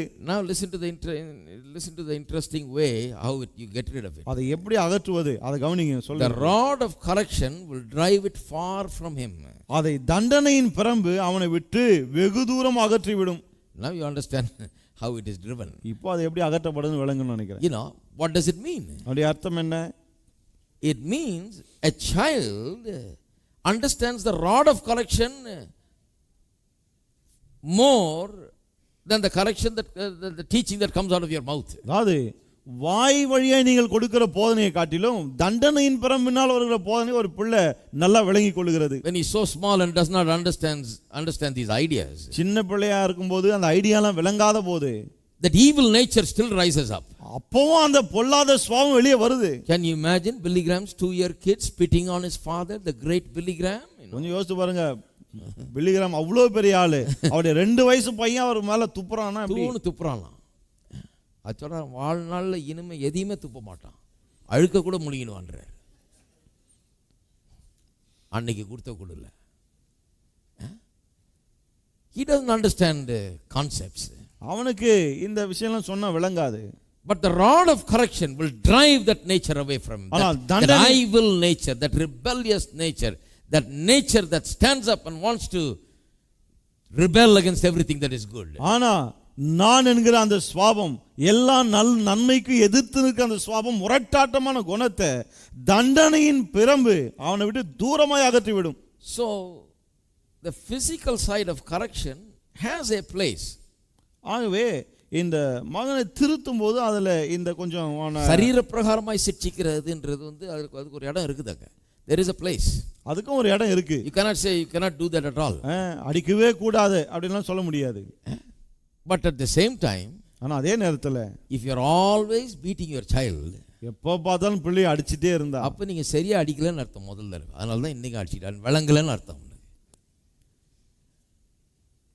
ஹலோ டெய்லி இதுக்கு அடிக்க வேண்டியதா இருக்குது அப்படின்னா அப்ப முதல்ல கொடுத்த அடி சரியில்லைன்னு அர்த்தம். என்னை பொறுத்த வரைக்கும் ஒரு தடவை கொடுத்தா போதும், அதுக்கப்புறம் very rarely 1 or 2 times lifetime, that is enough. வாழ்நாள்லயே அதுக்கப்புறம் 1-2 முறை கொடுத்தாலே போதும். This is not something that you all the time go around your house with a cane, you know. இது வந்து வீட்ல எப்போதும் பெரம்பு தூக்கிட்டு சுத்தி நிக்கிற ஒரு இது இல்ல இது. No, not all the time beating your child. That is not what the Bible talks about. எப்ப பார்த்தாலும் பிள்ளையை அடிக்கணும் அப்படியெல்லாம் வேதம் இங்க போதிக்கல. But there is a place, it seems like, and logically I explained it. ஆனா இதுக்கு ஒரு வழி இருக்கு போல இருக்கு, அத லாஜிக்கலா உங்களுக்கு விளக்கி சொன்னேன் நானே. He understands that more than anything else at that point in his life. வாழ்க்கையில அந்த வயசுல மற்ற எல்லாத்தை விட இதுதான் அவனுக்கு நல்லா விளங்குது. You know, I knew some people when they were 18 years old. I had some friends who were 18 years old, and the father will tie him up in the pillar in the house, tie him up and take the belt and just beat him when he's 18 years old. எனக்கு சில ஆட்களை தெரியும் பாருங்க, 18 வயசு இருக்கும்போது அவங்க அப்பா தூண்ல அந்த பையனை கட்டி வச்சு பெல்ட் எடுத்து அடியடின்னு அடிச்சிருக்காரு. One day the boy, you know, he's a weightlifter and all that. One day the boy turned around, stood like this to the father, said, "You touch me, you are finished." பையன் பாருங்க wait lift her, ஒரு நாள் அப்பா பாக்க திரும்பி இப்படி நிக்கிறான், கையை வச்சு அவ்வளவுதான் வச்சா தொலைச்சிருவான்ட்டான். அப்பாவோட பெருசா இருக்கிறான், அன்னையோட பயந்துட்டாரு, போயிட்டாரு, தொடக்கூடாதுடா.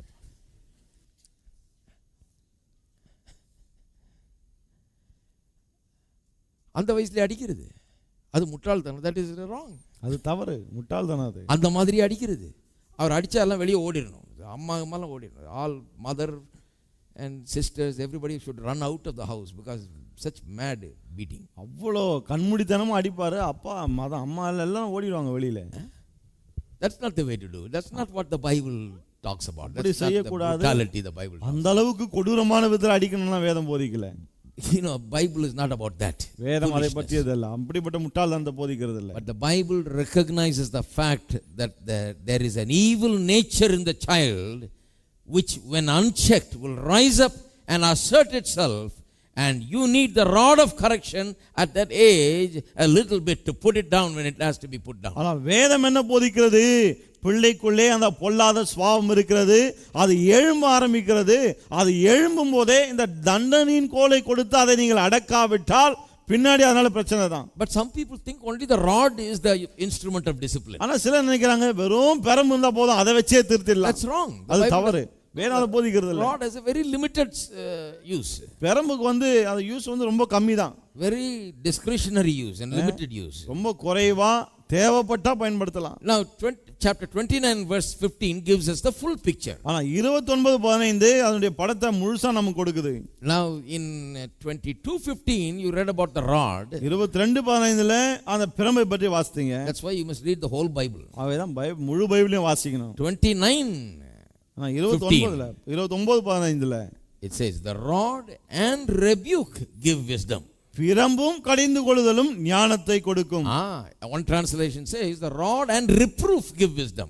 ஒரு மொழிபெயர்ப்பு சொல்லுது, பிரம்பும் அவனை புத்திமதியும் ஞானத்தை கொடுக்கும். But a child left to himself brings shame to his mother. தன் இஷ்டத்திற்கு விடப்பட்ட பிள்ளையோ தன் தாய்க்கு வெட்கத்தை உண்டு பண்ணுகிறான். That means the child is left alone to say I will and do whatever he wills, and no check, and no correction, no rod and no reproof, no teaching, no rod. The child goes and brings the whole family. என்ன அர்த்தம்? நான் தான் என் இஷ்டத்துக்கு பண்ணுவேன், நான் சொல்ற பிள்ளைய திருத்தாம அடிக்காம அப்படியே விட்டுட்டா கடைசில அதனால தாய்க்கு தான் வெட்கம். So both the rod and reproof are necessary. ஆகவே இந்த பிரம்பும் புத்திமதியும் ரெண்டுமே அவசியம். Two things. ரெண்டு காரியம். Everybody says this. எல்லாம் சொல்லுவோம். Rod and reproof. பிரம்பும் கடிந்து கொள்ளுதலும். Rod and reproof. பிரம்பும் கடிந்து கொள்ளுதலும். Both things are necessary. ரெண்டுமே அவசியம். Well, we have reached our limited time today. I want to say a few more things, but we'll continue next week. இன்னும் சில காரியங்கள் சொல்லணும், ஆனா அடுத்த வாரம் தொடரும். But keep that in mind. ஆனா இத மனசுல வச்சு. The Bible gives a full picture. முழு படத்தை வேதம் கொடுக்கிறது. Bible doesn't say the rod is the thing that is going to correct your child. பிரம்பு தான் போதும் அதான் பிள்ளையை திருத்துன்னு சொல்லல வேதம். No. கிடையாது. It just says there is a limited use for that. There is a thing that makes sense, that the rod must be used at a certain point in a very limited way. But there is something else that is added, reproof, and we'll develop on that more. We'll talk about teaching and nurturing and admonishing and so on. பிரம்புக்கு இடம் இருக்கு, ஆனா பெரும் மட்டும் போதாது, கூட கடிந்து கொள்ளுதல் வேண்டும். எப்படிதான் கர்த்தர் கேட்ட சிட்சையில போதனையில அவனை வளர்க்க வேண்டும் என்றெல்லாம் வேதம் போதிக்கிறது. As he grows up more and more and more, less, very little and none of that பெரம்பு, more of the teaching. வளர்ந்து வரும்போது இந்த பெரம்பு உபயோகப்படுறது ரொம்ப அப்படியே குறைஞ்சு வந்து இந்த போதனை புத்திமதி இப்போது அதிகமாகிறது. When you use the rod right, only once or twice is enough in a lifetime sometimes. பெரம்ப சரியா பயன்படுத்தினா வாழ்க்கையில 1-2 முறை அடிச்சாலே போதும். He understands all this nonsense is not going to go in this house. அவனுக்கு விளங்கிடும் இந்த வீட்ல இப்படிப்பட்ட முட்டாள்தனம் நடக்க முடியாதுன்னு. You tell him, he doesn't understand. ஆனா சொன்னா அவனுக்கு விளங்காது பாரு. He remembers that. அது அவனுக்கு ஞாபகம் இருந்தா போதும். But then when you teach him, then when he grows up and you teach him, he understands more. வளரும்போது அவனுக்கு நாம இதெல்லாம் கற்றுக் கொடுக்கும்போது அவன் நல்லா விளங்கிக் கொள்ள ஆரம்பிக்கிறான். Knowledge comes by teaching. அறிவு போதனை கொடுப்பதன் மூலமாய் வருகிறது. Let's all stand up together. எல்லாரும் எழுந்து நிற்போம். Praise God. Hallelujah. Well, so we have a work. ஆவே நமக்கு ஒரு வேலை இருக்கு. வீட்டுக்கு போனா இப்ப வேலை இருக்குது. என்ன பண்றான்னு கவனிக்கணும். அவன் என்னமோ பண்றான், நான் என்னமோ பண்றேங்க, நமக்கு இதுக்கெல்லாம் என்ன நேரம் இருக்குது? That's the thing it says, he'll bring you to shame. அதான் சொல்றது, கடைசில அப்படியே விட்டா வெட்கம் தான் கொண்டு வருவான். You have to watch out. கவனிக்கணும். You got to instruct, you got to admonish, you got to encourage. கடிந்து கொள்ளணும், புத்தி சொல்லணும், அவனை உற்சாகப்படுத்தணும். Teach. போதிக்கணும். Otherwise, he brings everybody to shame. இல்லாவிட்டால் அவனால எல்லாருக்கும் அவமானம். We'll talk about it more. அத பத்தி நான் அதிகமா பேசுறேன். Let's just give praise to God. கர்த்தருக்கு நன்றி சொல்வோமா? Hallelujah. Hallelujah. Thank you, Father. ஸ்தோத்திரம் கர்த்தாவே. Thank you, Jesus. ஸ்தோத்திரம் ஆண்டவரே. Father God, in the name of Jesus. பிதாவாகிய தேவனே இயேசுவின் நாமத்தில் உம்மை வருகிறோம். Thank you, Lord, for your word. தகப்பனே உம்முடைய வார்த்தைக்காக ஸ்தோத்திரம். We thank you because you want to lead us and our families and our children into the land of milk and honey, into the promises, into all the blessings and peace and prosperity. ஆண்டவரே நீர் எங்களையும் எங்கள் குடும்பத்தையும் பிள்ளைகளையும் நீர் வைத்திருக்கிற எல்லா சமாதானத்துக்குள்ளே ஆசீர்வாதத்துக்குள்ளே பாலும் தேனும் ஓடுகிற அப்படிப்பட்ட தேசத்துக்குள்ளே கொண்டு போக விரும்புகிறீரே. That is why you want to discipline us and take us in that direction. ஆகவே தான் எங்களுக்கு ஒழுக்கத்தை கற்றுக் கொடுத்து அந்த திசையிலே கொண்டு போக விரும்புகிறீர். So that we can be in a position to enjoy God's blessings. அது மூலமாய் தேவனுடைய ஆசீர்வாதங்களை அனுபவிக்கக்கூடிய ஒரு நிலையிலே நாங்கள் இருக்க முடியும். And I pray that every child in these homes that belong to the people here will be raised up in an atmosphere of obedience and respect and reverence for God. இங்க இருக்கிற குடும்பங்களில் இருக்கிற பிள்ளைகள் ஆண்டவரே தேவனுக்கு பயப்படுகிற பயத்திலே அப்படிப்பட்ட ஒரு சூழலிலே கீழ்ப்படிதலின் சூழலிலே வளர்க்கப்படும்படியாய் ஜெபிக்கிறேன். For it is the beginning of knowledge.